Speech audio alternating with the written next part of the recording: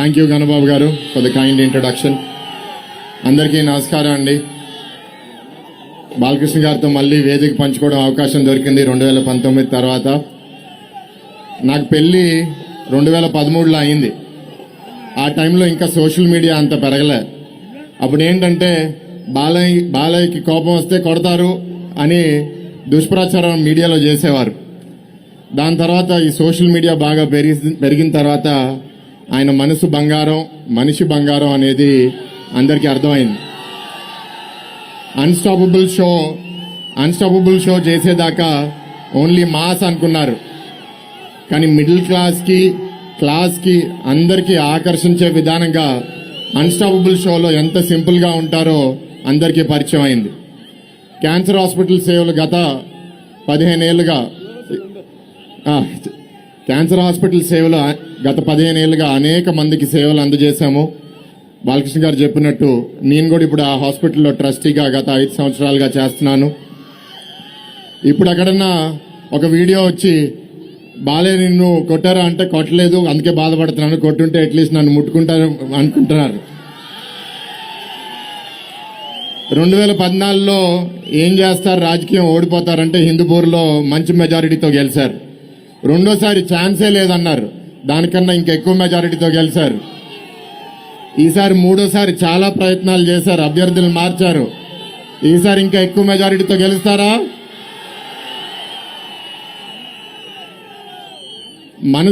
మనసు మంచిగా ఉన్నప్పుడు మంచి పనులు జరుగుతాయండి. దానికి బాలకృష్ణ గారే ఉదాహరణ. ఇవాళ రాజకీయంలో, సినిమా ఇండస్ట్రీలో చాలా మంది ఏంటంటే మాస్క్స్ వేసుకుంటారు, వాళ్ళ నిజస్వరూపం ఏంటో తెలియదు. కానీ బాలకృష్ణ గారు అంటే మనసులో ఏముందో నోరులో మొహంలో అదే ఉంటుంది. అట్లాంటి వాళ్ళు చాలా అరుదుగా ఉంటారు. ఇట్లాంటి వాళ్ళు మా అందరికీ ఆదర్శవంతమైన నాయకులు. నా మామగారు అవడం అనేది నా అదృష్టంగా నేను భావిస్తున్నాను. ఇవాళ ఈ ప్రభుత్వం ఏ అన్యాయం చేసిందనేది ఆల్రెడీ గణబాబు గారు, విష్ణురాజు గారు మాట్లాడారు. వాళ్ళు చెప్పినవన్నీ నేను మళ్ళీ రిపీట్ చేయను. కానీ ఇక్కడ చాలా మంది యువకులు కనపడుతున్నారు. మీలో ఎంతమందికి 5 సంవత్సరాల్లో మంచి ఉద్యోగాలు వచ్చినాయి? ఎవరికన్నా వచ్చినాయా? మీలో ఎంతమందికి మంచి ఉద్యోగాలు కావాలో చేతులు ఎత్తండి. మరి ఈ ప్రభుత్వం ఏం చేస్తుంది? 2014 నుంచి 19 మధ్యలో ఇండస్ట్రీస్ మినిస్ట్రీ ద్వారా తెలుగుదేశం ప్రభుత్వం, బీజేపీ ప్రభుత్వంలో 5 లక్షల ఉద్యోగాలు రాష్ట్ర వ్యాప్తంగా సృష్టించాం. ఉట్టి విశాఖపట్నంలో 70,000 ఉద్యోగాలు తీసుకొచ్చాం. ఈ 5 సంవత్సరాల్లో కూడా ఉద్యోగాలు సృష్టించారు. ఏంటో తెలుసా? వాలంటీర్ ఉద్యోగాలు బ్యాడ్ అనట్లే. కానీ డిగ్రీ చదివిన వాళ్ళు, బీటెక్ చదివిన వాళ్ళకి 5,000 రూపాయల ఉద్యోగం సరిపోతుందా? ఇందాక గణబాబు గారు అన్నట్టు ఈ వైసీపీ ప్రభుత్వం పేదల పట్ల ప్రభుత్వం కాదు, మిమ్మల్ని పేదరికంలో ఉంచే ప్రభుత్వం. మీరు పేదరికంలో ఉండిపోవాలి. ఎందుకంటే వాళ్ళు మీకు కొన్ని బిస్కెట్లు వేస్తారు, మీరు ఎదగకూడదు, మీరు తలెత్తకూడదు. మాట్లాడితే మీ మీద కేసులు. ఇక్కడ మాట్లాడితే గీతం యూనివర్సిటీ గోడ కొట్టేశారు. గాజువాక్లో పల్లా గారు మాట్లాడితే ఆయన బిల్డింగ్ కొట్టేశారు. భీమిలిలో సబ్బహరి గారు చనిపోయారు, కానీ సబ్బహరి గారు మాట్లాడితే ఆయన ఇల్లు కొట్టేశారు. ఇలా అందరినీ కొట్టుకుంటూ పోతే రేపు గెలిస్తే మిమ్మల్ని వదులుతారా? ప్రభుత్వం మార్చుకునే బాధ్యత మనందరి మీద ఉంది. ఇక్కడ ఎలా అయితే మీరు అందరూ ఉత్సాహంగా ఉన్నారో రేపు మీరు అదే ఉత్సాహం ఓటింగ్ బూత్లో కూడా చూపించవలసిందిగా కోరుతున్నాము. ఇందాక గణబాబు గారు కూడా చెప్పారు, హాస్పిటల్ ద్వారా అనేక మెడికల్ క్యాంపులు ఈ అంతా ప్రాంతం, ఉత్తరాంధ్ర ప్రాంతంలో ఓవర్ 100 మెడికల్ క్యాంపులు చేస్తే ఇంచుమించు 1,00,000 మంది దాని ద్వారా వైద్య సేవలు అందజేసుకున్నాం. మొన్న నార్త్ నియోజకవర్గంలో అక్కడ క్యాంపు జరుగుతుందని నాకు తెలియదు.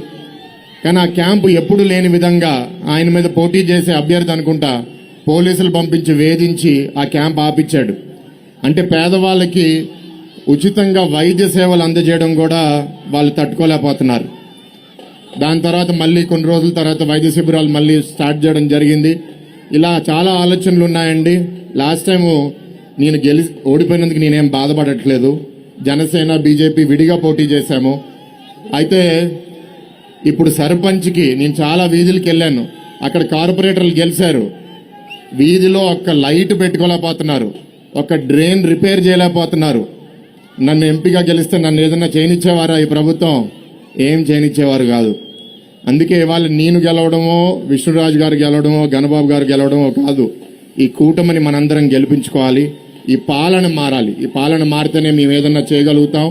మంచి ప్రభుత్వం తీసుకుని రావాలి. ఒక ఎంపీగా ఇక్కడ చాలా చేద్దాం అనుకుంటున్నాము. విశాఖ స్టీల్ ప్లాంట్ ప్రైవేటీకరణ, రైల్వే జోన్ ఎస్టాబ్లిష్మెంట్, ఉద్యోగాల కల్పన, శాంతి భద్రతలు, మీ అందరూ మీ ఆస్తులు, మీ కుటుంబాలకి గంజాయి సమస్యల నుంచి పరిరక్షించుకోవడం, ఎన్ని పోర్టు కాలుష్యం అవనివ్వండి, ఇప్పుడు వాటర్ సమస్యలు చాలా మంది దగ్గర ఉన్నాయి. ఇవన్నిటి మీద దృష్టి పెట్టలేదు. గతంలో కూడా మీరు ఇక్కడ ఉత్తర నియోజకవర్గంలో, పశ్చిమ నియోజకవర్గంలో తెలుగుదేశం అభ్యర్థులను గెలిపించారు. కానీ గెలిచిన ప్రభుత్వం లేకపోవడం వల్ల మేము చేయలేకపోయాం. కానీ ఈసారి మీ అందరి ఆశీస్సులతో తప్పకుండా మీరు సైకిల్ గుర్తుకి, కమలం గుర్తుకి, గ్లాస్ గుర్తుకి వేసి చంద్రబాబు గారు, పవన్ కళ్యాణ్ గారు, మోడీ గారి నాయకత్వంలో ఈ రాష్ట్రం మళ్ళీ మంచి దారిలో తీసుకెళ్తాం. ఇందాకే తూర్పు నియోజకవర్గంతో పర్యటించాం. మళ్ళీ దీని తర్వాత ఎస్కోట నియోజకవర్గం కూడా వెళ్తున్నాం. మీ అందరు ఉత్సాహం చూస్తే మాట్లాడాలనిపిస్తుంది, కానీ బాలయ్య గారు మాట్లాడినివ్వండి. సినిమా డైలాగ్ ఉంటుంది. హైదరాబాద్లో ఏదన్నా రెస్టారెంట్, పబ్ మూసుకుంటే ఒక స్లోగన్తో ఎండ్ అవుతుంది. ఏంటి ఆ స్లోగన్? జై జై జై బాలయ్య. బాలకృష్ణ గారిని మాట్లాడుతుందిగా కోరుతున్నాం.